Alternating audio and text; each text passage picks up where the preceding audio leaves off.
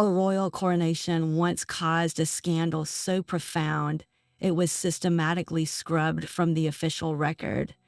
This was the Gilded Age, an era defined by staggering fortunes and desperate social climbing, where American new money crashed into European old aristocracy.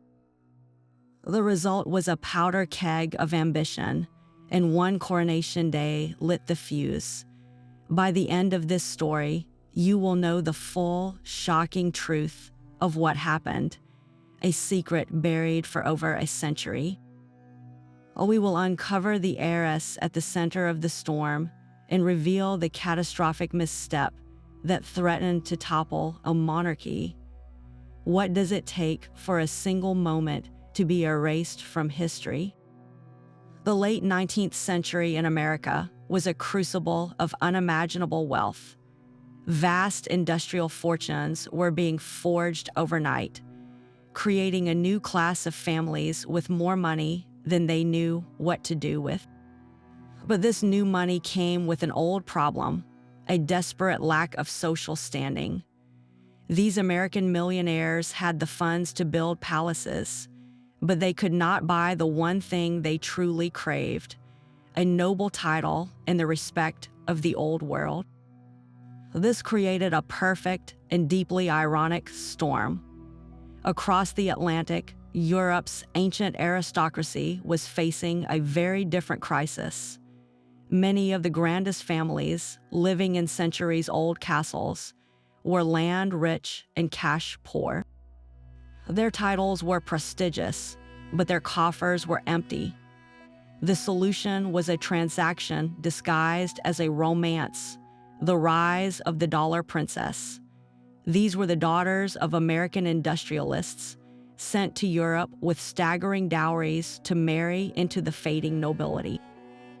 It was a simple, brutal exchange, New World money for Old World status.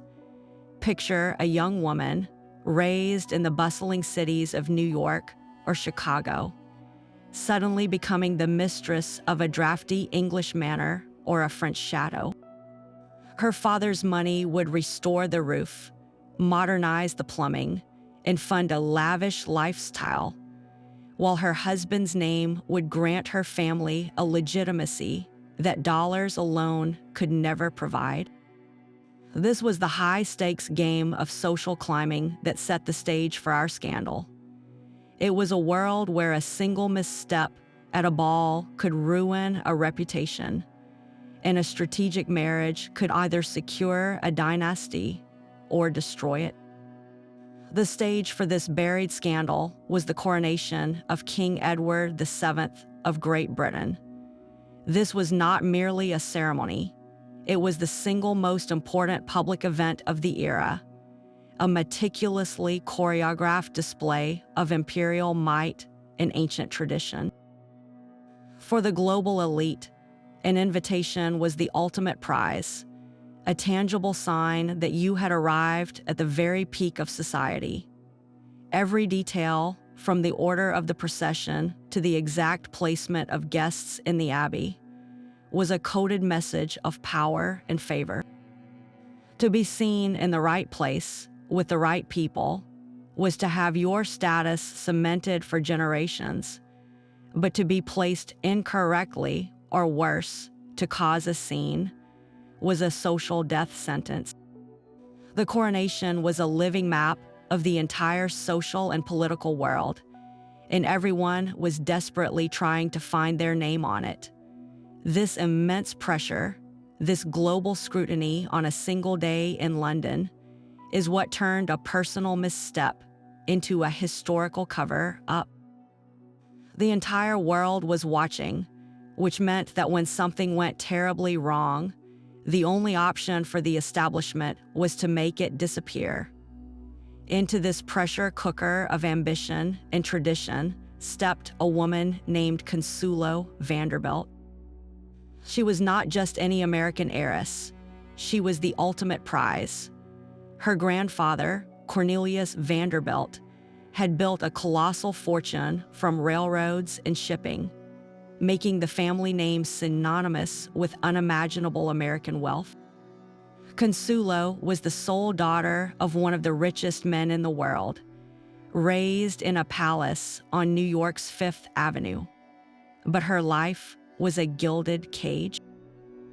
She was famously beautiful, educated, and cultured, yet her future was not her own to decide. Her formidable mother, Alva Vanderbilt, was a social general of the highest order, a woman for whom social climbing was a blood sport. Alva saw her daughter not as a person, but as the key to unlocking the most impenetrable doors of European aristocracy. Every aspect of Consuelo's upbringing, from her posture to her language skills, was meticulously engineered for one purpose: to secure a titled marriage that would elevate the Vanderbilts from mere millionaires to royalty. The title Alva secured was that of the 9th Duke of Marlborough. Charles Spencer Churchill was a man trapped by his own name. He was the head of one of England's most illustrious noble families, residing in the breathtaking Blenheim Palace, a monument rivaling the grandeur of any royal residence. Yet the palace was a millstone around his neck. The Marlboroughs were financially crippled, their vast estate swallowing funds faster than they could be generated. The roof leaked, the staff was underpaid, and the very stones of Blenheim seemed to groan under the weight of its own upkeep. For the Duke, marriage was not a matter of the heart. It was a business transaction necessary for survival. He needed a fortune, and a massive one, to restore his family's legacy and maintain its position in society. Consuelo Vanderbilt, with her $20 million dowry, was the human solution to his financial crisis. He faced immense pressure from his own family and advisors to marry for money, to secure the future of the dukedom at any personal cost. And so, the stage was set for a union of two different kinds of desperation, one for status and the other for solvency. This was the fragile alliance that would walk into Westminster Abbey on Coronation Day, a partnership built on cold, hard calculation, teetering on the brink of a very public disaster. The marriage contract between Consuelo Vanderbilt and the Duke of Marlborough was a document of breathtaking coldness. It detailed a dowry of $2 million, a sum equivalent to over $60 million today, paid directly to the Duke. But the financial arrangements did not stop there. A separate, enormous annual income was settled upon Consuelo, a fortune in its own right. Yet this was less an allowance for her comfort and more a strategic fund for the restoration of Blenheim Palace. Every penny of her money was earmarked to stop the decay, to repair the leaking roofs, and to refill the drained coffers of the Marlborough dynasty. The unspoken agreement was starkly clear. Her vast American wealth was the price of admission, and in return, she would receive a title and the social validation her mother so desperately craved. There was no clause for happiness, no provision for companionship. This was not a romantic union. It was a corporate merger of bloodlines and bank balances. The wedding itself was a spectacle of miserable obligation. Consuelo, it was said, wept openly behind her veil, her tears a silent protest against a future she never chose. The Duke, for his part, performed his duty with a stoic detachment, gaining the financial lifeline he needed to save his ancestral home. They were two pawns in a much larger game, one where love was an unaffordable luxury and status was the only currency that truly mattered.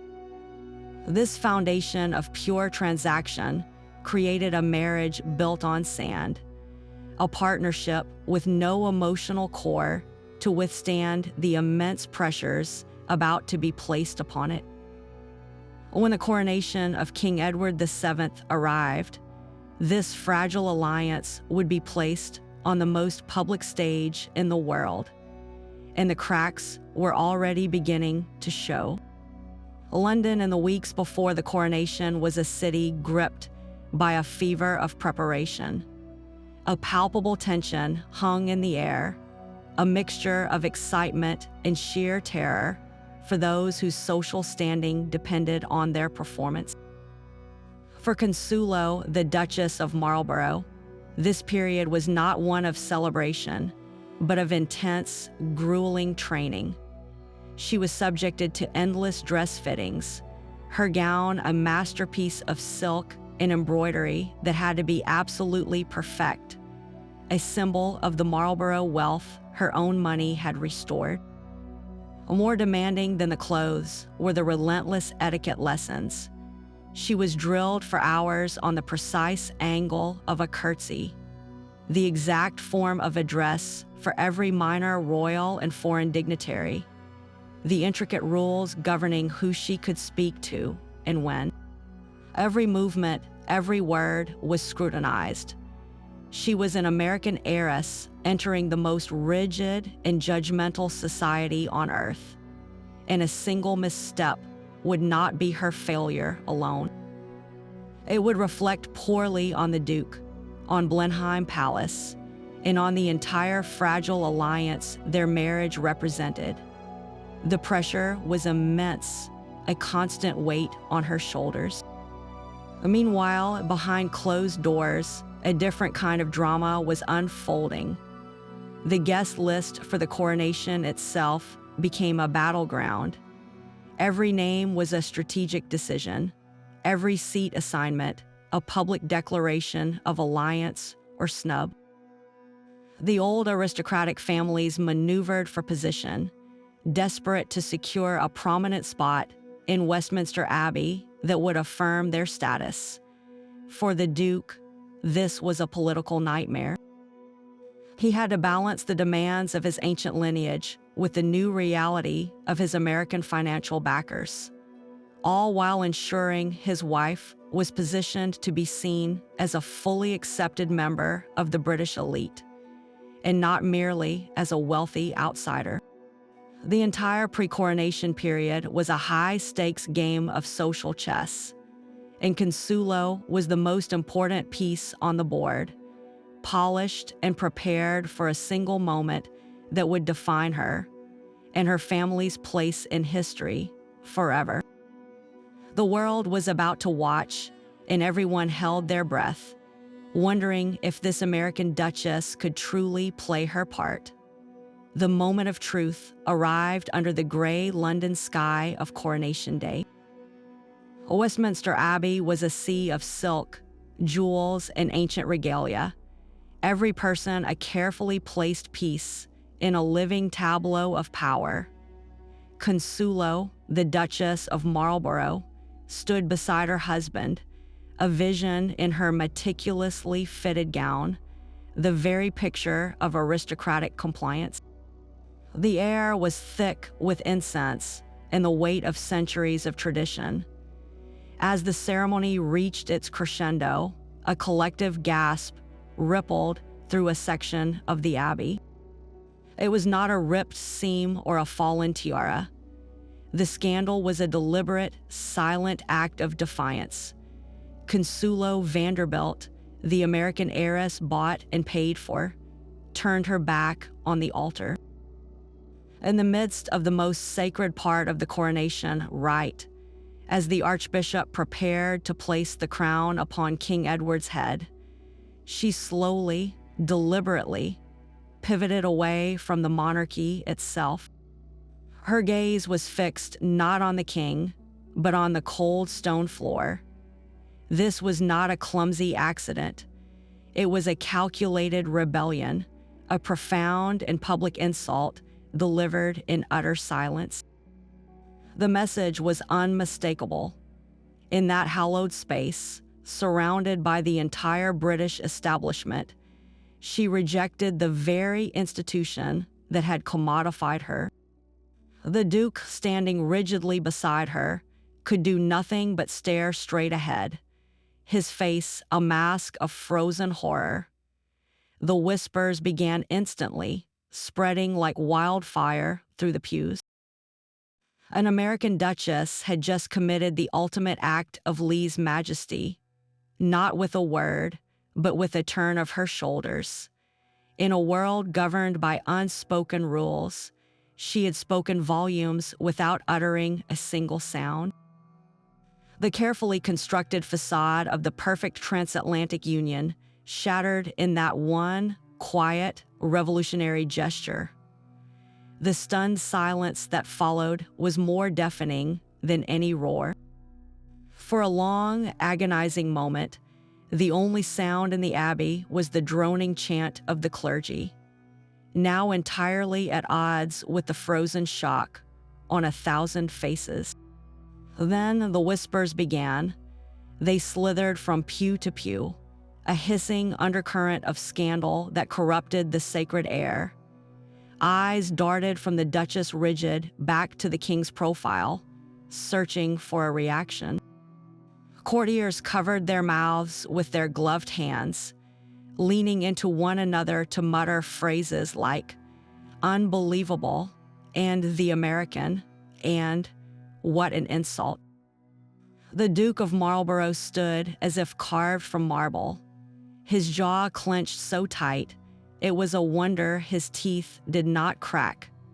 He did not dare look at his wife, for to acknowledge her was to validate the outrage. The carefully ordered universe of the British aristocracy, a world built on the unshakable bedrock of ritual and respect, had just been dealt a profound public blow by the very person they had monetized and admitted into their fold. This was not a simple faux pas. It was a seismic rejection of their entire system. In turning her back, Consuelo Vanderbilt had not just snubbed a king. She had declared war on the gilded cage they had built for her.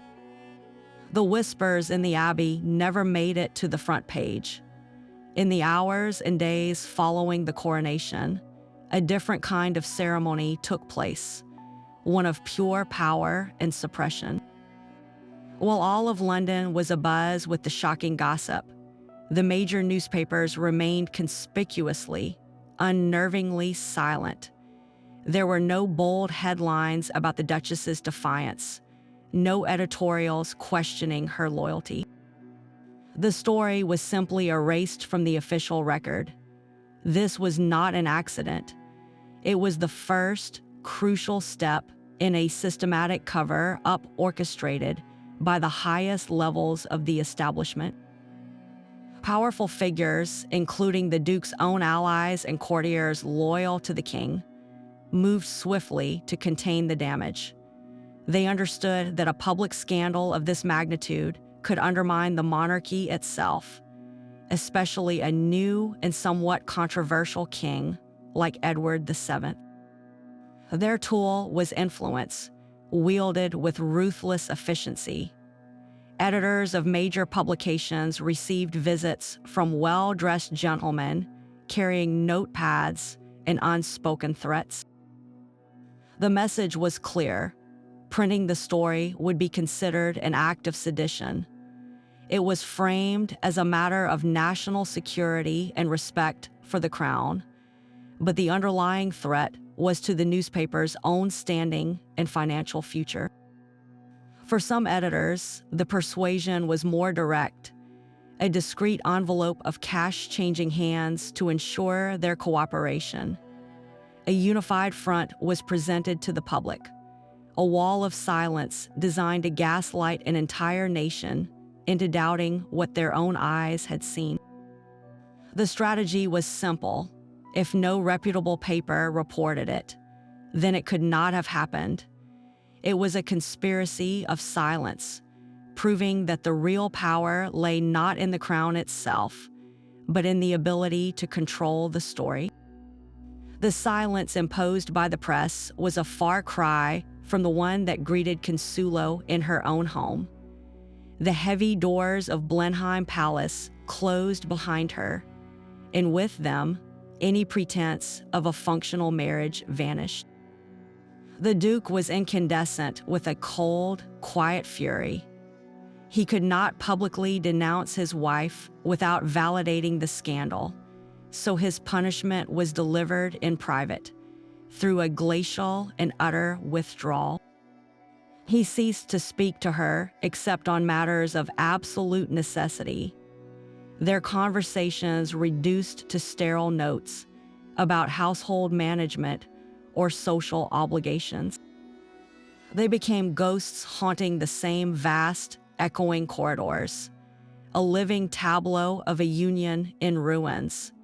The man whose title she had saved now treated her as a permanent embarrassment, a walking, breathing reminder of his own financial dependency and the public shame she had brought upon his illustrious name.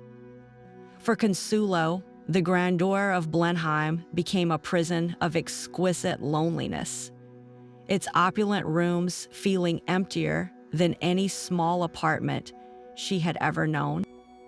Her punishment was not a dramatic exile, but a far more insidious form of banishment, a slow erasure from the life she was supposed to lead. The court, taking its cue from the Duke's frigid demeanor, followed suit. The coveted invitations to the most exclusive balls and royal drawing rooms, the very events that were the lifeblood of her position, simply stopped arriving. It was a quiet, collective shunning, a social death by 1,000 polite cuts. She was not formally forbidden from court.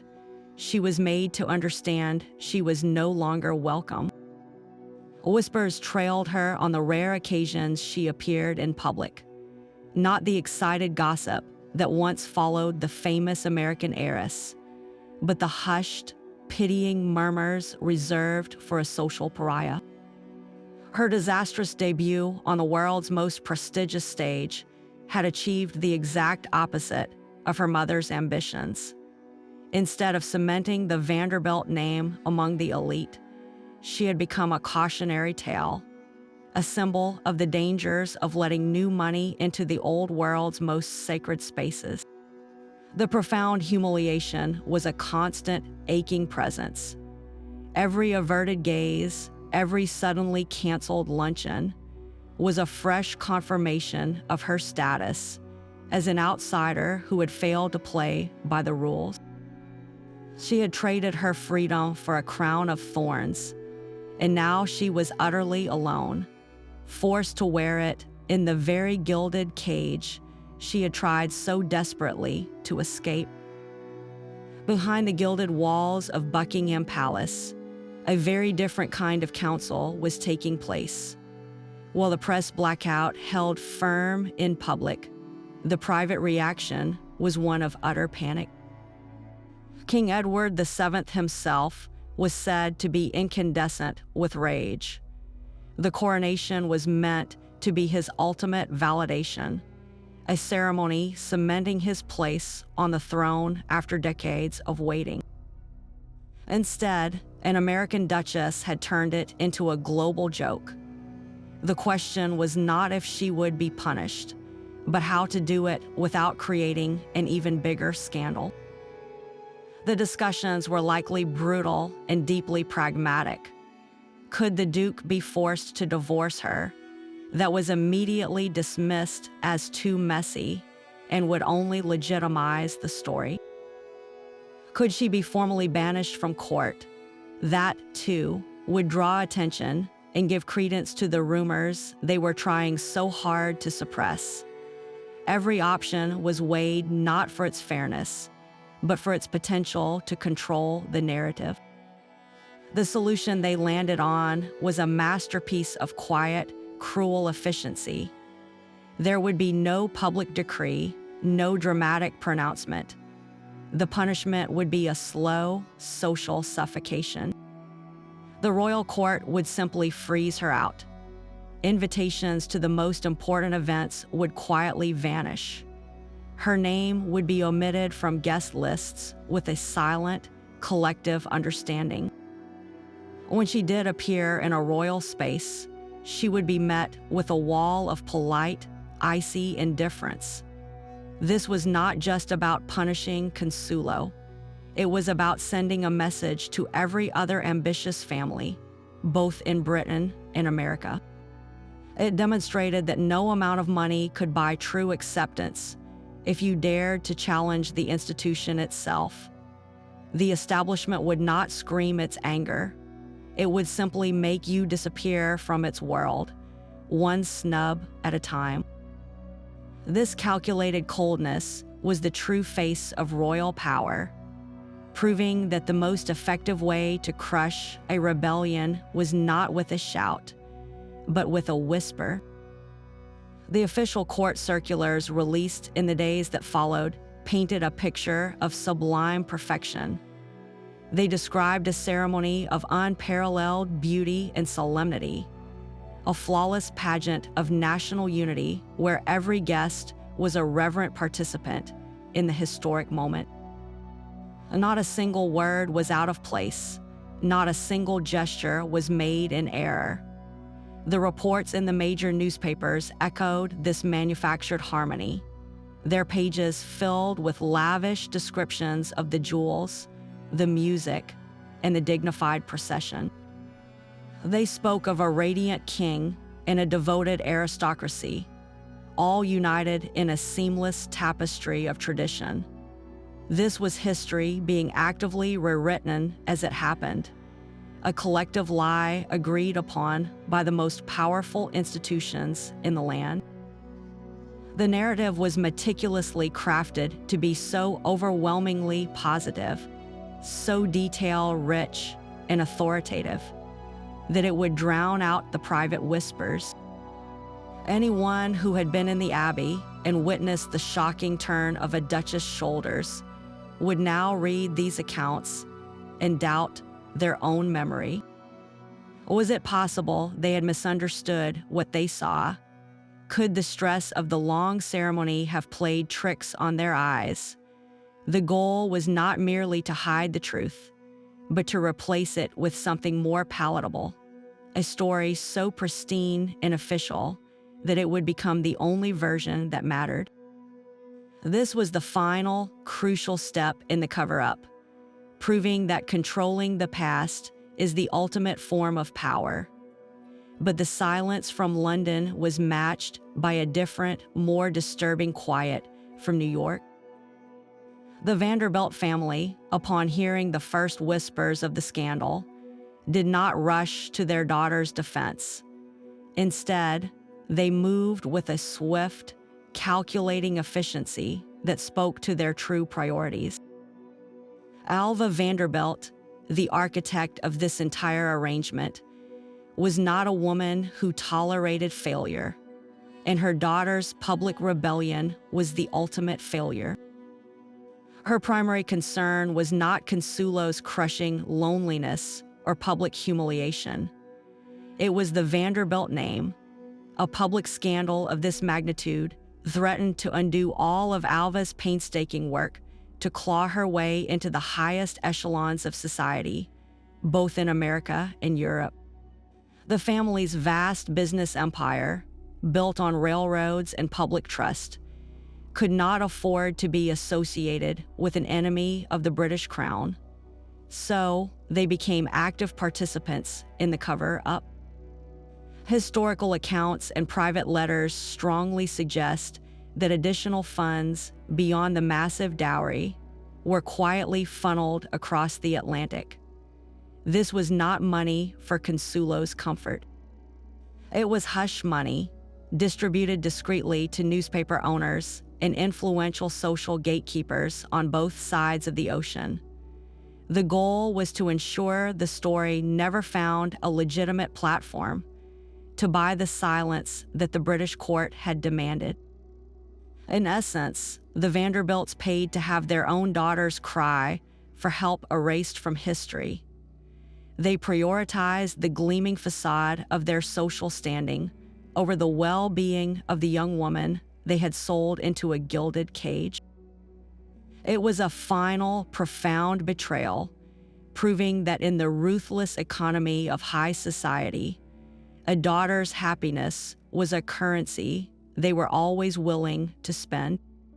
While the official record presented a flawless tableau of unity, the truth refused to die. It found sanctuary in the most intimate of places, carefully inscribed in the pages of private diaries and sealed within clandestine letters passed between trusted friends. These personal accounts became the secret archives of the scandal, a silent rebellion against the establishment's wall of silence. Imagine a society lady returning from the Abbey, immediately taking up her pen to confide in her journal, her handwriting quick with excitement. She would describe the gasp that rippled through her section of the pews, the way the Duchess of Marlborough held her posture, a statue of defiance. These were not reports for public consumption. They were raw, unfiltered reactions, preserving the emotional truth of the moment.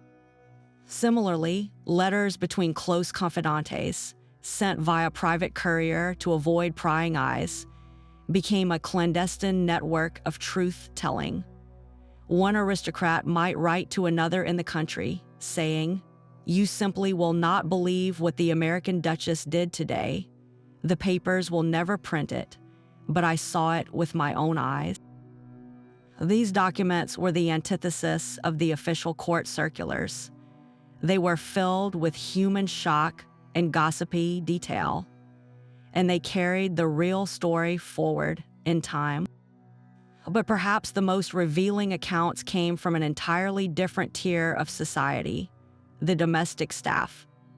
The footmen who stood motionless along the abbey walls, the ladies' maids who helped their mistresses dress before and after the ceremony. They were the invisible witnesses. Their memoirs, often written years later for a bit of extra income, provide a startlingly clear view from below stairs. A maid might recall the tense silence in the Marlborough household for days afterward, or the Duke's uncharacteristic outbursts of temper. These servants moved through the grand houses like ghosts, overhearing conversations and witnessing private meltdowns that were carefully hidden from public view. Their testimonies are crucial because they had no social stake in the game. Their loyalty was not to a family name, but to the truth of what they saw and heard. It is within this patchwork of personal testimony, this unofficial and often dismissed historical record, that the scandal of the turned back truly lives. The powerful could control the newspapers, but they could not control every private pen. And in those hidden words, the Duchess's silent protest was finally given a voice. Yet this coronation scandal stands apart from the other notorious dramas of the Gilded Age. For every dollar princess who sailed to Europe, whispers of impropriety were a constant companion, but they were rarely, if ever, buried by the full force of the establishment. Take Consuelo Vanderbilt's own life, for instance. Her profound unhappiness became an open secret, culminating years later in a sensational and very public divorce. That scandal played out in the full glare of the press, a spectacle for the masses. Similarly, consider the case of Lady Colin Campbell, another figure from the same glittering world. She was embroiled in a divorce so lurid it was splashed across the newspapers for months, featuring accusations of affairs and counter-accusations that captivated and horrified the public. These were the typical scandals of the era, messy, personal, and ultimately public entertainment. They followed a predictable script of gossip, legal battles, and social exile, all documented in ink for everyone to see. What makes the coronation incident so profoundly different is not the act itself, but the reaction it provoked. A public snub during a royal ceremony was not just a personal embarrassment.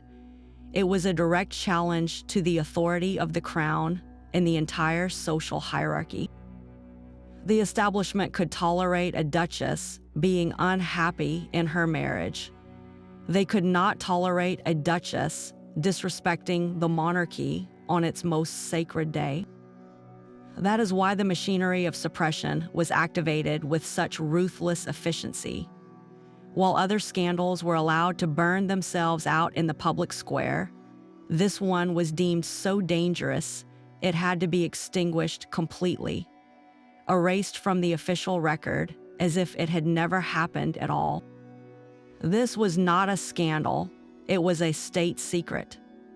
The coronation of King Edward VII was one of the first major state events of the photographic age. This new technology presented an unprecedented challenge to the old system of control. For centuries, the aristocracy could manage its image through painted portraits and carefully worded proclamations. But the camera offered a brutal, mechanical honesty. It could capture a single, unscripted moment and reproduce it 1,000 times over. Official photographers were certainly positioned throughout Westminster Abbey that day, but their work was tightly choreographed.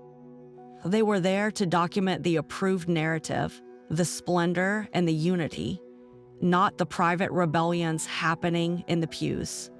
Yet, the question remains, what about the unofficial images? Wealthy guests, and even some members of the press, might have carried their own personal cameras.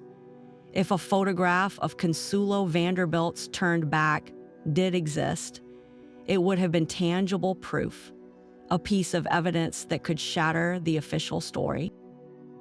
This created a frantic, behind-the-scenes scramble. It is highly probable that court officials, acting on direct orders, moved to confiscate any such incriminating images immediately after the ceremony. The development of photography was still a specialized process, often handled by a small number of labs in London. This provided a crucial bottleneck. Agents of the establishment could easily pressure these labs to destroy any negatives that showed the scandalous moment, perhaps under the guise of national security or simple bribery. The few photographs that survive from that day show only what they were meant to show: the smiling faces and the orderly procession. The tension was a preview of a modern struggle, the fledgling power of the mass media crashing against the ancient, determined walls of aristocratic secrecy. The old guard understood that to control the past, they now had to control not just the written word, but the very light that fell upon the film. Consuelo Vanderbilt's life after the scandal was a long, slow journey out of the gilded cage. For years, she remained the Duchess of Marlborough in name only, performing her public duties with a quiet dignity that masked a deep and profound loneliness. She poured her energy into philanthropy, finding a genuine purpose in establishing clinics and schools for the poor on the Blenheim estate. This work gave her a sense of agency she had never known, a way to use the Vanderbilt fortune for something more meaningful than repairing a leaky palace roof. Yet, the private walls of her marriage remained impenetrable. She and the Duke lived separate lives under the same vast roof, two strangers bound by a contract and a shared humiliation they could never discuss.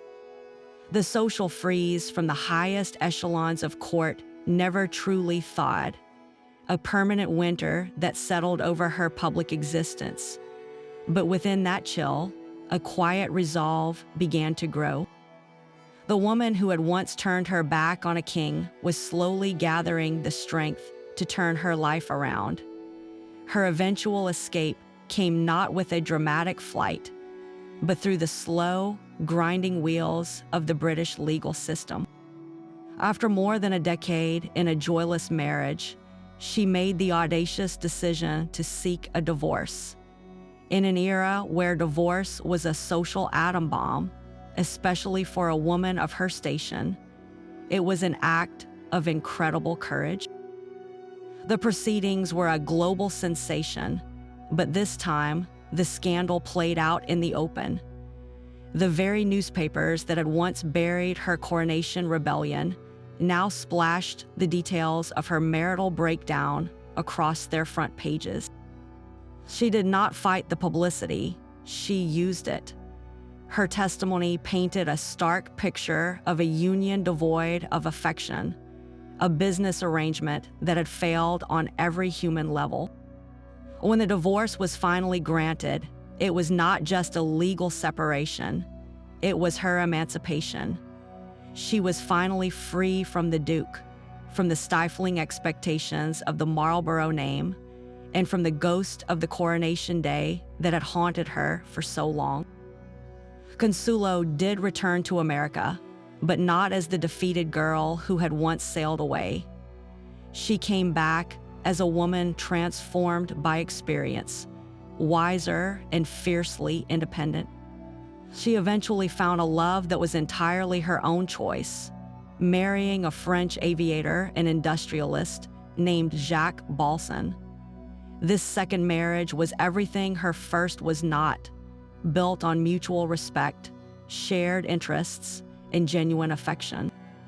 She lived the rest of her life between France and the United States, not as a duchess clinging to a title, but as Consuelo Vanderbilt Balsan, a woman defined by her own actions and her considerable charitable work.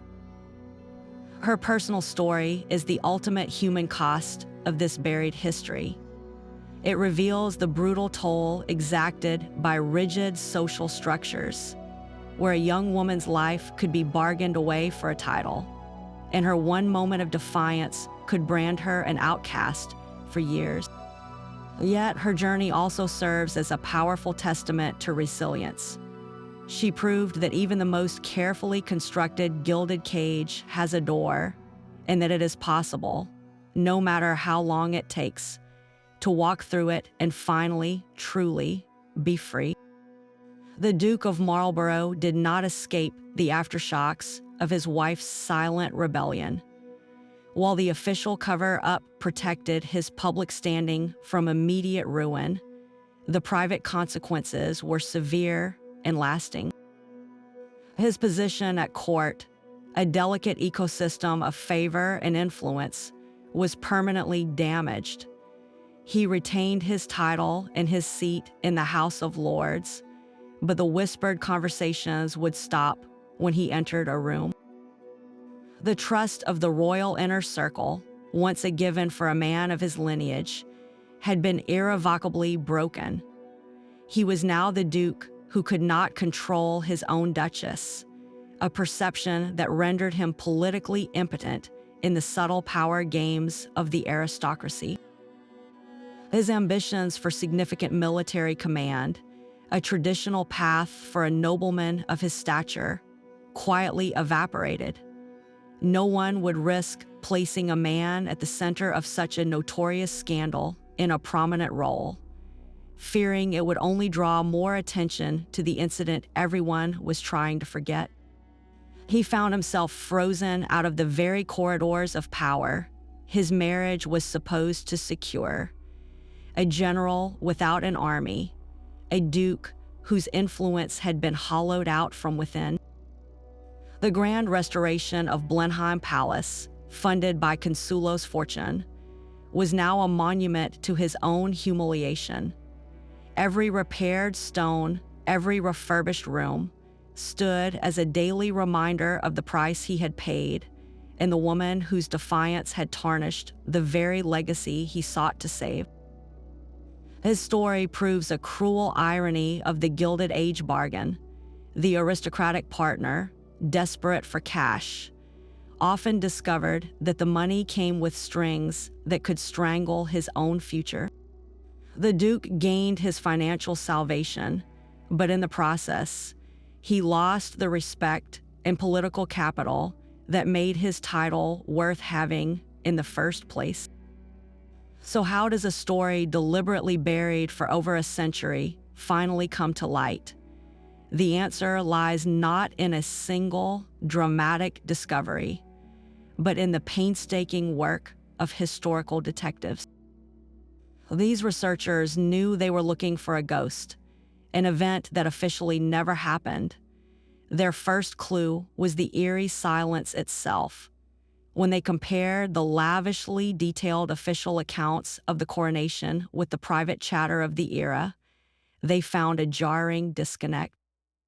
The public record was a perfect, polished surface, but just beneath it, in archives and private collections, was a chorus of whispers.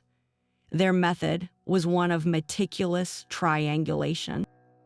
A brief cryptic mention in one aristocratic woman's diary, written the evening of the coronation, might read, "A most shocking turn in the Abbey today." That fragment was meaningless on its own, but then they would find a letter from a diplomat to his wife, sent a week later, which elaborated without naming names. The American situation caused more of a stir than the crown itself. These scattered pieces formed a constellation of evidence, and the shape that emerged was unmistakably a woman turning her back. The real breakthrough came from connecting the timelines. Historians mapped the sudden, cold shift in Consuelo's social calendar against the date of the coronation. The abrupt end of her royal invitations, documented in kept appointment books and family logs, was a silent scream in the historical record. It was the aftermath that proved the event, the social frost that could only have been caused by a deep public freeze. They were reading the history of a shadow, and by studying its outline, they could finally see the object that cast it. Other royal scandals were messy public affairs, but this was a poison dart aimed at the heart of the institution itself. The monarchy's power did not rest solely on armies or laws. It was propped up by a carefully cultivated mystique, the idea of divine right and ritual purity. A king's coronation is not just a political ceremony. It is a sacrament, a holy moment where a mortal man is transformed into God's anointed ruler on earth. Every movement, every chant, every sacred object is part of an ancient magic, meant to reinforce this unbreakable bond between the monarch and the divine. When Consuelo Vanderbilt turned her back during the most sacred part of this rite, she did more than insult a man, she desecrated the magic. Her gesture suggested that the emperor had no clothes, that the entire magnificent performance was just that, a performance. It was a crack in the foundational myth of the entire British Empire. A duke's unhappy marriage was a personal failing, something the system could absorb and gossip about. But a public act of sacrilege during the coronation itself was a direct attack on the system's legitimacy. The establishment could survive a scandal. It could not survive its citizens losing faith in the sacred theater of power. To allow this story to circulate would be to admit that the magic was fragile, that it could be broken by a single, silent woman. That was a truth far too dangerous to ever see the light of day. For decades, the silence held. The official story of a perfect, seamless coronation became the only story, repeated in history books and taught in classrooms as undisputed fact. The cover-up was so profoundly effective that it did more than hide a single event. It actively reshaped our entire understanding of the Gilded Age. The narrative that survived was one of triumphant assimilation, of American dollars gracefully merging with European nobility to the benefit of all. This manufactured harmony erased the profound friction, the quiet desperation, and the human cost of these transactions. When we picture a dollar princess now, we often see a romantic figure, a beautiful young woman in a lavish gown, her marriage a fairy tale ending. This sanitized image is the direct legacy of that Coronation Day suppression. The establishment could not allow the world to see that the gilded cage was, in fact, a prison.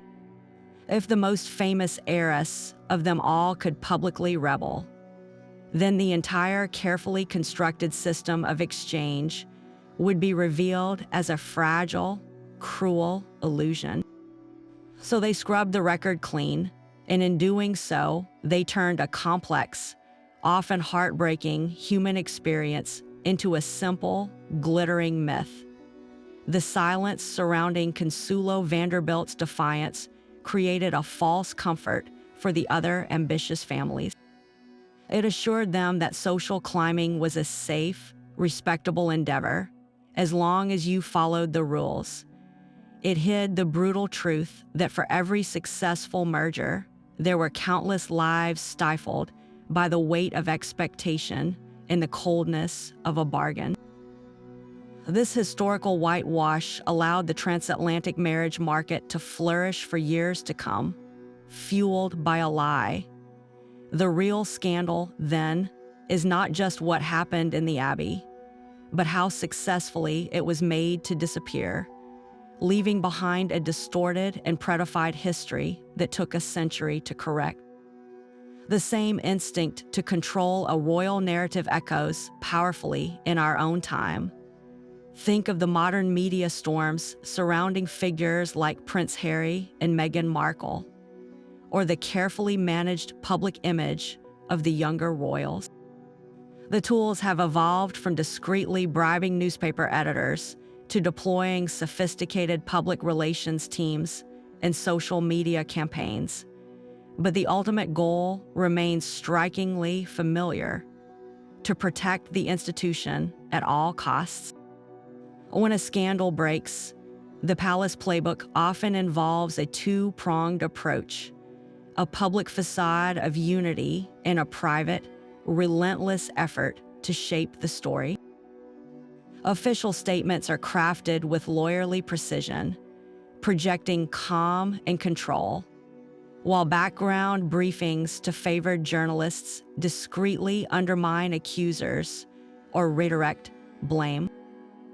This is the digital age equivalent of the court circulars that once proclaimed a flawless coronation, a curated reality designed to overwhelm inconvenient truths. The underlying principle is unchanged.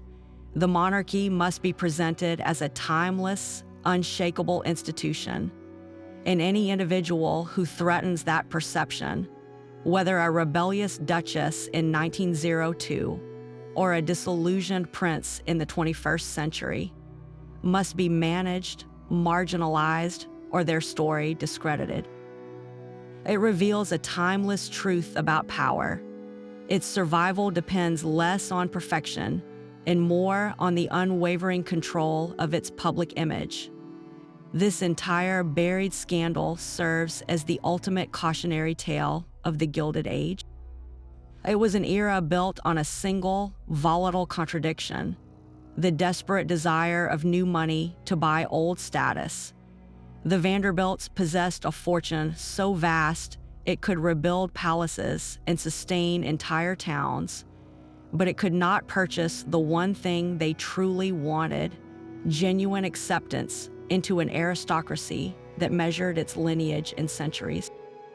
Their wealth was a battering ram, powerful enough to knock down the front gates, but it could not make them feel at home inside the castle. The British establishment was happy to take the money, to use it to patch their leaking roofs and refill their empty coffers, but they never truly accepted the people who brought it. Consuelo was the living, breathing symbol of that transaction, and her silent rebellion exposed the ugly truth everyone had agreed to ignore. The ancient system of nobility was not a club you could buy your way into. It was a fortress whose walls were made of tradition, bloodlines, and an unspoken code of conduct that no amount of dollars could ever truly decipher. This scandal proves that when new wealth crashes into old power, the collision does not create a fusion, it creates a fault line. And on that coronation day, standing in the heart of the British establishment, Consuelo Vanderbilt was the earthquake.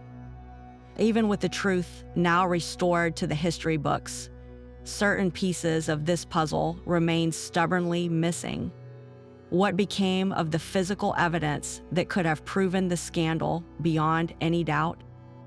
Imagine a single, grainy photograph captured by a guest with a concealed camera, showing the precise moment the Duchess turned away. If such an image was confiscated, was it destroyed in a palace fireplace, or does it still lie hidden, waiting to be discovered in a long-forgotten strongbox? The existence of such a photograph is one of the great lingering mysteries. Then there are the archives. While historians have pieced together the story from personal diaries and letters, many official court documents from that period remain sealed, accessible only to the royal family and their most trusted archivists. Locked away in the round tower of Windsor Castle or deep within the Buckingham Palace vaults, there could be memos, reports, or private correspondence between the king and his advisors that detail the exact orders for the cover-up. These documents would provide the final, incontrovertible proof of the establishment's panic and the precise measures taken to erase the incident. Furthermore, the private collections of the other aristocratic families who witnessed the event hold potential secrets. Many of these old families possess vast, uncatalogued libraries and attics filled with centuries of papers. A descendant going through a great-grandmother's trunk could one day find a letter that says it all, a first-hand account written the very night of the coronation, describing not just the act, but the frantic whispers and the names of those who orchestrated the silencing of the press. These unanswered questions mean the case is not entirely closed. The story of the coronation scandal, buried for so long, still holds out the tantalizing possibility that its final chapter has yet to be written, waiting for a future discovery to bring every last secret into the light. From a glittering coronation meant to showcase imperial power, we have traveled to a secret so dangerous it was erased by the very institution it threatened. This story proves that history is not always a record of what happened, but often a carefully curated narrative written by the victors. The powerful controlled the newspapers, the photographers, and the court circulars, presenting a flawless tableau to the world. For over a century, their version of a perfect day was the only one that existed in the official record. Yet, the human truth, preserved in private diaries and whispered in servants' halls, refused to be extinguished. It waited patiently in the shadows, a quiet testament to one woman's silent protest against a gilded cage. The scandal's eventual resurrection reminds us that no amount of money or influence can permanently bury a story that demands to be told. Real history is messy, human, and far more compelling than any polished fiction. It lives in the cracks of the official narrative, in the secrets our ancestors dared to write down, and in our own determination to question the stories we are handed. This is your invitation to become a part of that discovery. Do you have a family story that contradicts the official record? A whispered piece of history passed down through generations. Perhaps you have heard of another royal secret, long buried but never forgotten. Share your own uncovered tales in the comments below, and join us as we continue to bring more hidden stories from the past into the light.